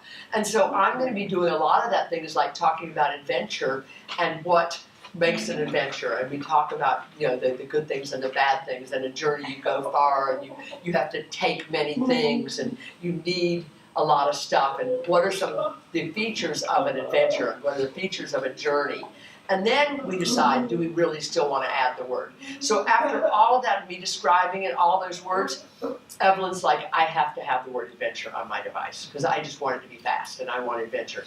And now, when I'm saying, let's read a book, sometimes she'll go and she'll tell me she wants an adventure. Another time she wants a tale, meaning she wants to hear a retold fairy tale. Another time she'll tell me something funny. And so now she's picking her genre of books based on the kinds of words that she's insisted that we add, and very appropriately so, I think. But just thinking about, do we really need that word? And sometimes we do and sometimes we don't, right? So you guys did a great job. That was awesome. So we have that Strive for 5. There's 5 opportunities for them to jump in while we're reading the book, and lots of pausing. So here's an example at camp. We had orange, pear, apple, bear, and we did not. After we had this conversation, they had things like go down and fun and big and put on and uh-oh. Those are the key words of. Because this bear has an orange and a pear and an apple, and he's just doing lots of funny things with them. But we don't need the words orange and pear and apple and bear. We need words that describe what's happening, right? So that's what we did. So I've already given you the. I often do that, but I wanted to have time for discussion. So it ain't about bears and broken chairs. Okay, that's not what it's about. So attributing meaning is really important as well, and I have a whole tip in your Dropbox about how to attribute meaning and how to practice attributing meaning. So your homework is to go back and find a book that you're going to read with your students and think about this, okay? Growing your practice over time, here's the last little strategy, because some of you are working with students who are at a more sophisticated level of device use, so they're already using the words like good and bad and uh-oh and so forth. And we'd like to take them to the next level. And I have just found that summarizing the whole page with 3 or 4 words is a really great strategy. It's really fun for wordless videos. This is not for our virgin kids, okay? This is not for our real beginners, but it's great for growing the language with students who are already using 1-word or 2-word combos. So this was from an app called Me Genius. Her name was Rapunzel, and along with her beauty, she'd grown long, long hair. So I read the book just like it is. When the enchantress yelled out her name so loud, she would also call for her hair. Rapunzel, Rapunzel, let down your hair, so I may climb to you way up there. So let's summarize that just in a few words. What does the enchantress want? I want go up, get up, etc. Okay? Put it down, help me, I go up. There are lots of ways we could say it, but do you see how we're summarizing the big ideas using simple words, right? And so we're back to Journey to the Center of the Earth. Oh no, let's summarize either the top one or the bottom one in just a few high frequency words. So the top says after 3 days, page 15, so you can just, if you have it, you just turn to page 15. After 3 days, we reached the end of that tunnel. Well, said Uncle, we went the wrong way. And we're gonna run out of water, I said. There's nothing we can do about that, Michael said. Okay, so either take this box, top or the bottom one, and summarize that in just a few words. The top one and the bottom one are what you came up with. And I'm sure they're all good, and it gets easier the more you do it, by the way. So, who summarized this one? Who summarized this one? Okay, what'd you guys have? A lot of things. They said, no more. Yeah. No more drink. Yeah. When. Drink. Yeah, no more drink. That's pretty much says it. That sums it up, folks. No more drink. And if you know where water is and that's easy to get to, it's okay to say, no more water. Or one group last week did, water's all gone, right? What else? Did anybody do something different? That was bad. Yeah, that was bad. Yep. Okay. There's a tip for that talks about how to do it, gives lots of examples.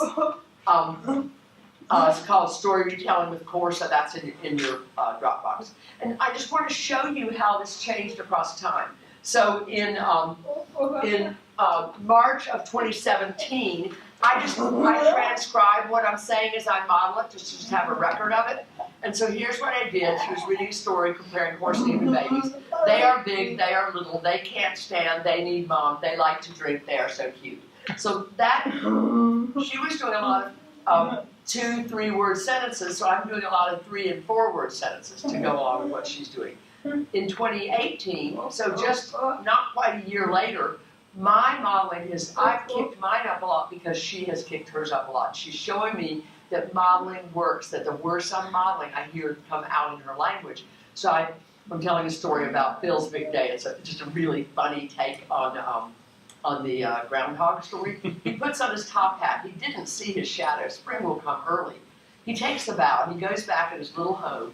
We use our shadows to tell people when spring is coming. I don't see why not. Those are some of the things I'm modeling for her, and it's totally working because I'm seeing, that's where you think things like next month better, all the kinds of stuff we're seeing coming out. She's seeing much more sophisticated modeling, and she's, she's learning so many more words because she's seeing them used in context. We also start every day out with just conversation. We just have an open conversation. We do lots of other things. So there's direct instruction and conversation. But I really feel like that for this particular student, this is the thing that has helped the most. And now I'm doing it with several other students, and I'm seeing the same kind of really big success. And it's really easy if you have a student who likes book reading, it's just an incredibly easy activity to do. So I couldn't recommend it high enough. So you'll pick up a book and then think, what is my focus? Am I just going to model the home page, the core language? Great for beginners. Commenting is really good for advanced beginners, kids who are, kids who already have an opinion, they just can't get it out yet. And then summarizing text is great for students who are using their devices more. So I do different things based on the needs of the students I'm working with. And I just thought I got permission to share this. This was Lily Grace, as age 9, and this is what her mom wrote. Lily's Grace's class had a field trip to a place where they're doing creative writing and podcasting. It sounds like the staff there were amazing, jumping right in to support all the students in using Lily Grace's AAC system. Lily Grace chose to write an ode to something she loves. I present, with Lily Grace's permission, Ode to Surfing, dedicated and written to using multiple talkers and the full alphabet. And what you need to know is she'd gone to a surfing camp, and then she'd written a book about surfing the year before, so she's got lots of background knowledge, and it's something she knows. And so she wrote, surf, swimsuit, my want, get do, papa, brave, smart, okay, OPKP, okay? A lot of things had to come together to get this lovely poem. I mean, Lily Grace is a really smart kiddo. She has a very robust vocabulary. She has great modeling from multiple people. Her parents are amazing, and so are the people she works with at school. And she has some friends. She has a communication circle now that they started this year, and a self-selected topic. She wanted to write about surfing because she cares about it, right? So that's the kind of thing you can see. So it's like my good friend Tom Edison said when I said, Tom, how did you get to be so dang creative? He said, Caroline, the way to have a good idea is to have a lot of them. So I've given you 5, and this is where, and we'll try to eat that all up one bite at a time. So this is where you're going to pick 2. Now I want you to just think of 2 that you really want to implement in practice. So maybe you're someone who's helping kids get devices, and you're going to decide more is more. You're going to make sure that your kids get a more robust vocabulary. Maybe you're going to start to say, you know what, I'm really going to be focusing a lot on core language. I'm going to be modeling. I'm going to try Strive for 5 because it's easy. I'm going to do more shared reading at AAC. So I want everybody to just think for a minute about what 2 you want to really focus on. You can do all 5, of course. You can do none, but I hope you'll pick 2 that would make sense for you to implement. So think a minute, and then I'm going to call them out, and you're going to just raise your hands if that's one of your 2.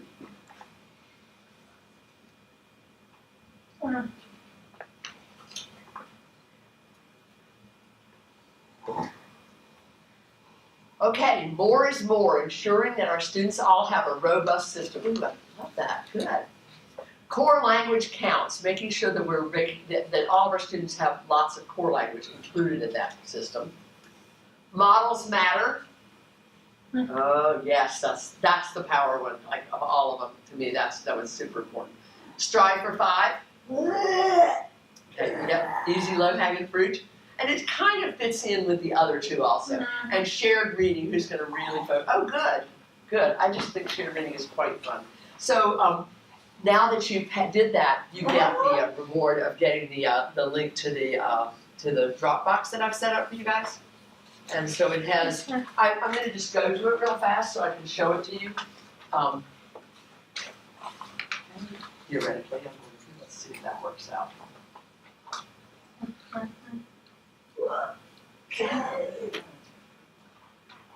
Yay, okay. So here we are. So I have AAC tips. So the attribute meaning, the story retelling, Strive for 5, and also wordless videos. Is there anyone here who has not found Simon's Cat? Raise your hands if you don't. Oh, you need to. If you work with kids, you need to know Simon's Cat. Let's see if I'm online. Let's see if Simon's Cat is going to happen for us. Simon's Cat, unbelievably powerful. Oh, there it is, Simon's Cat. Let's see. I want the slip. This slip. Yeah, there it is. Okay, Simon's cap is snip. Yeah. Are you predicting what it might be about? Okay, now one of the things you can, oh sorry, we have to watch this part.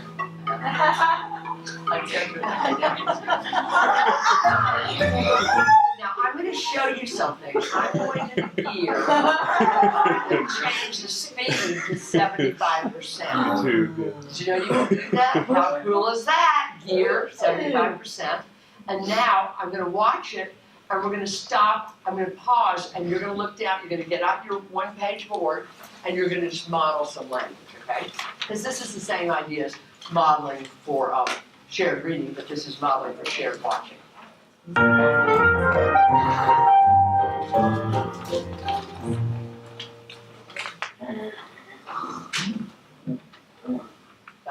He's sleeping.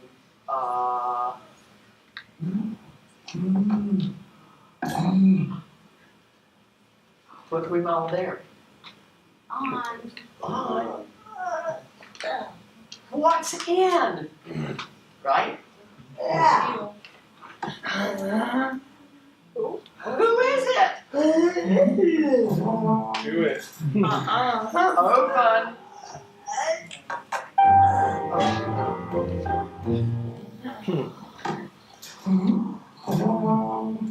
Open.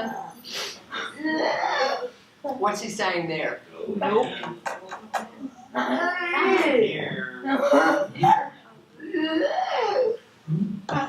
Oh, I think you're saying come out, right? Come out. Out. Come here. Come here.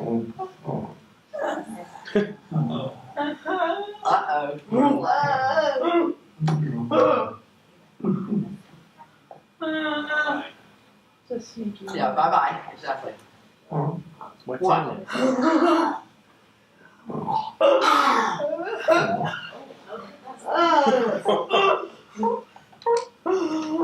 Oh, no, down. Uh-oh. Sick. Hurt.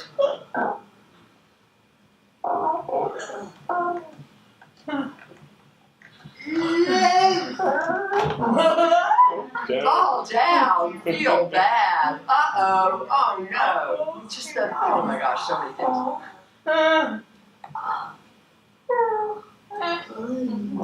What?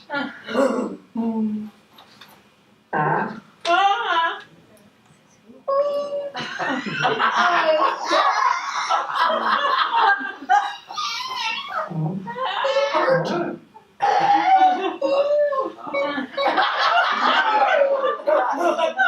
This is not hysterical.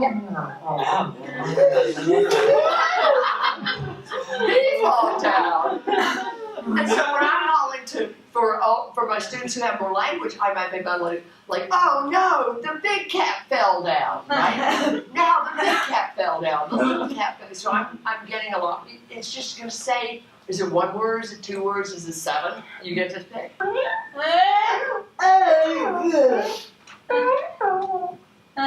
Help. I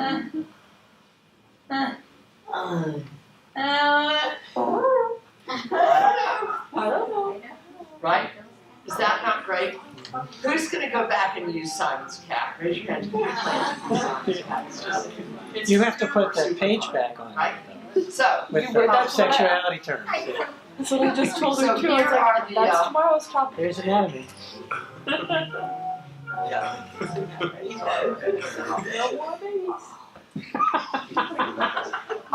So here are the things that, so we've got those 4 tips. Then we've got some light text support. So the core vocabulary boards, that one that I just showed you, Deanna's light text set, oh, no, never mind, that's words. The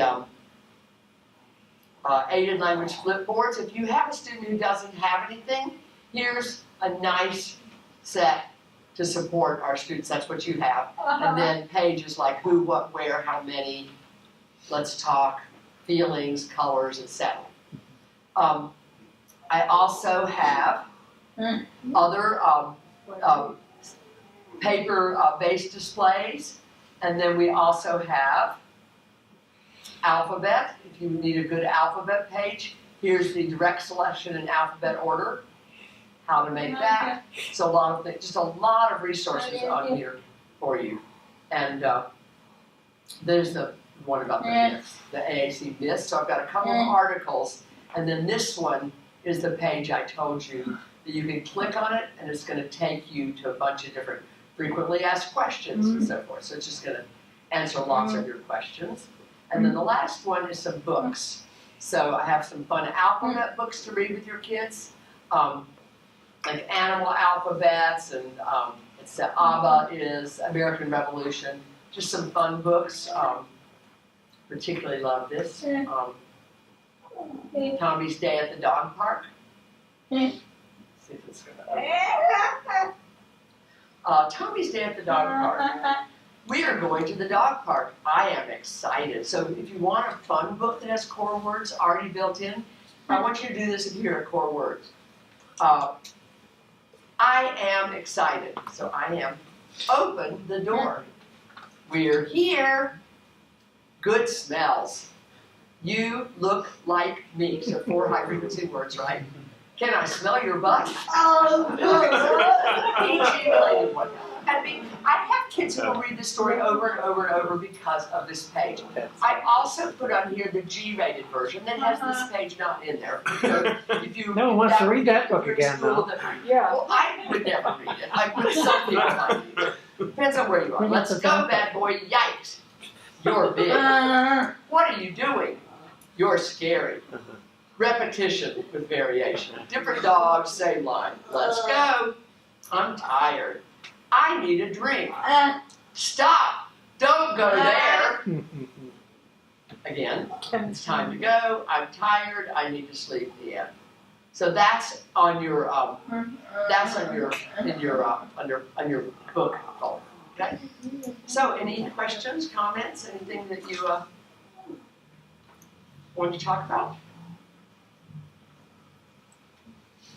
I want to just ask about the more is more concept, and I struggle with that because I do a lot of, starting kids out with like 10 words, and just trying to get that discrimination piece down. I find a challenge, like not just hitting more for every, concept that they want something or they want to go somewhere, just so trying to get them to delineate between, this word means this thing, and I have a hard time. I want to trust that works to add more things, but I struggle with that because I don't want to get the sense of, I get this feeling like I'm going to overwhelm them. So I think we think we're going to be overwhelmed. I really don't find that it overwhelms the kids as much as it overwhelms us. And if you need to do some temporary hiding of words, here's the thing. If you start out with 10, and now the kid learns them, they're doing great. Now, we're going to bump you up to, let's say, 24. Well, your 10 are in a completely different place, motor memory-wise. And I use a lot of lamp. Yeah, okay. So I try to Yeah, do that. yeah. And so, but I also find that typically developing kids also use the same more for everything, and then we give feedback, and they figure out when it's appropriate to say that, when it's appropriate to say something else, by us giving evaluative feedback. And so just think it's that whole babbling stage. If we think about it like that they're exploring and it's okay, and sometimes they're going to overgeneralize. Just like, think about your kids go, doggy, and it's a cat, right? And we have to teach them what's the difference between a dog and a cat. And so I have been doing this for 45 years, and I really have just seen that I have never been sorry when I gave more vocabulary.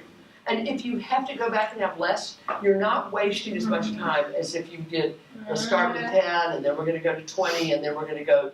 I feel like this is something I've been saying for a long time, but I say it louder and prouder now than I used to, because I used to be a little hesitant, and I've just changed so many kids, from limited vocabulary at camps. We will just go, oh, really? She has 12? Oh my gosh. And we bumped kids up, and we've been so happy.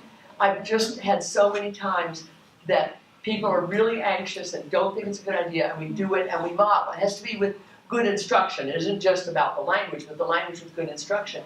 We can't model what's not there, Yeah. right? And you just think about, that example of let.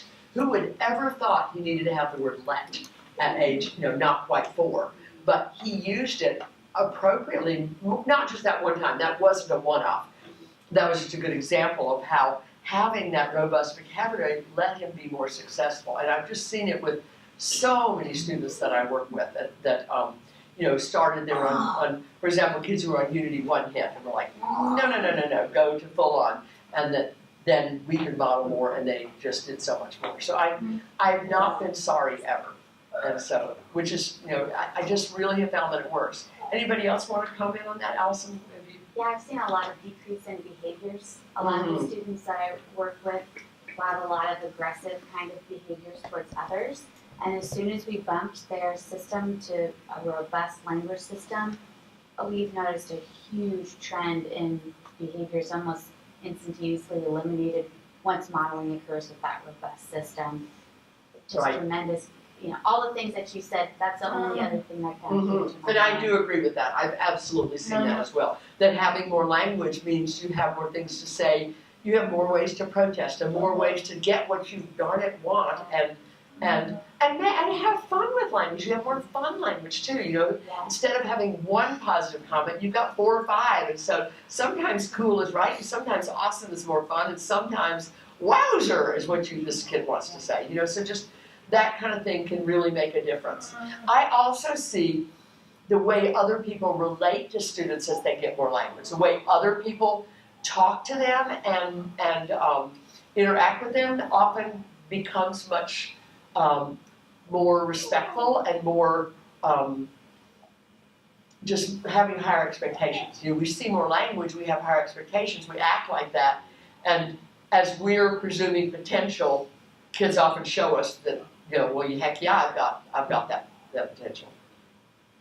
And by the way, I've changed my terminology from presuming competence to presuming potential, because I'm not getting the kickback when I say presuming potential. When I say presuming competence, people say, show me the data, where's the data that shows this kid's already competent. When I say presuming potential, I'm saying, let's do that least dangerous assumption that this kid has the potential to learn this.